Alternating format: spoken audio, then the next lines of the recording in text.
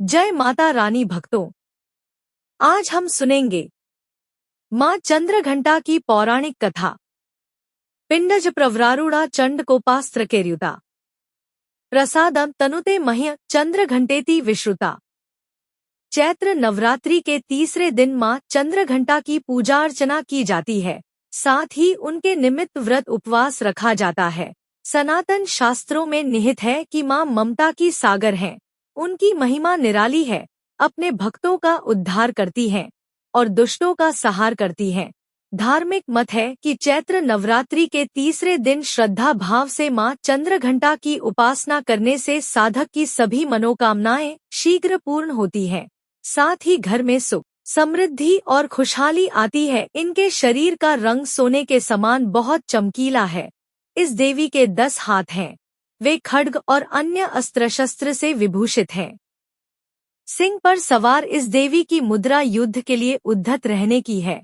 इसके घंटे सी भयानक ध्वनि से अत्याचारी दानव, दैत्य और राक्षस कांपते रहते हैं। नवरात्रि में तीसरे दिन इसी देवी चंद्रघंटा की पूजा का महत्व है।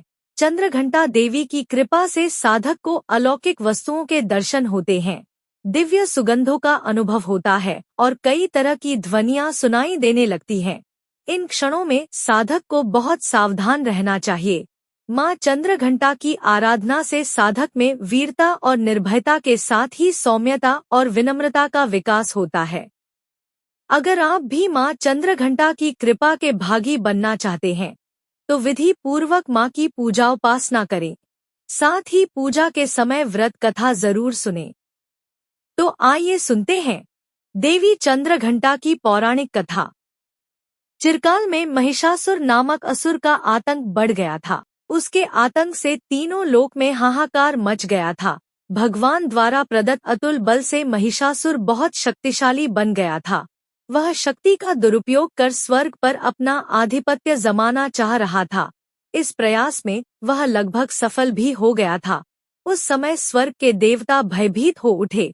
स्वयं स्वर्ग इंद्र नरेश भी चिंतित हो उठे। महिषासुर स्वर्ग का सिंहासन पाना चाहता था। उस समय सभी देवता ब्रह्मा जी के पास गए और उनसे सहायता मांगी। ब्रह्मा जी बोले, वर्तमान समय में तो महिषासुर को परास्त करना आसान नहीं है। इसके लिए हम सभी को महादेव के शरण में जाना पड़ेगा। उस समय सभी देवता सबसे पहले जगत के पालनहार भगवान विष्णु के पास गए और उनसे सहमति लेकर सभी महादेव के पास कैलाश पहुँचे। स्वर्ग नरेश इंद्र ने अपनी आपबीती महादेव को सुनाई। स्वर्ग नरेश इंद्र की बात सुन महादेव क्रोधित होकर बोले, महिषासुर अपने बल का गलत तरीके से प्रयोग कर रहा है, इसके लिए उसे अवश्य दंड मिलेगा। उस समय भगवान विष्णु और ब्रह्मा जी भी क्रोधित हो उठे और उनके क्रोध से एक तेज प्रकट हुई। यह तेज यानी ऊर्जा उनके मुख से प्रकट हुई। इसी ऊर्जा से एक देवी प्रकट हुई। उस समय भगवान शिव ने देवी माँ को अपना त्रिशूल दिया। भगवान विष्णु ने अपना सुदर्शन चक्र दिया। स्वर्ग नरेश इंद्र ने घंटा प्रदान किया। इस प्रकार सभी देवताओं ने देवी माँ को अपने अस्त्र शस्त्र दिए। तब माँ चंद्रघंटा ने त्रिदेव से अनुमति लेकर महिषासुर को युद्ध के लिए ललकारा। शास्त्रों में निहित है कि कालांतर में माँ चंद्रघंटा और महिषासुर के मध्य भीषण युद्ध हुआ। इस युद्ध में माँ के प्रहार के सामने महिषासुर टिक न सका।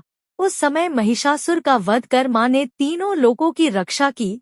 तीनों लोकों में माँ के जयकारे गूंजने लगे।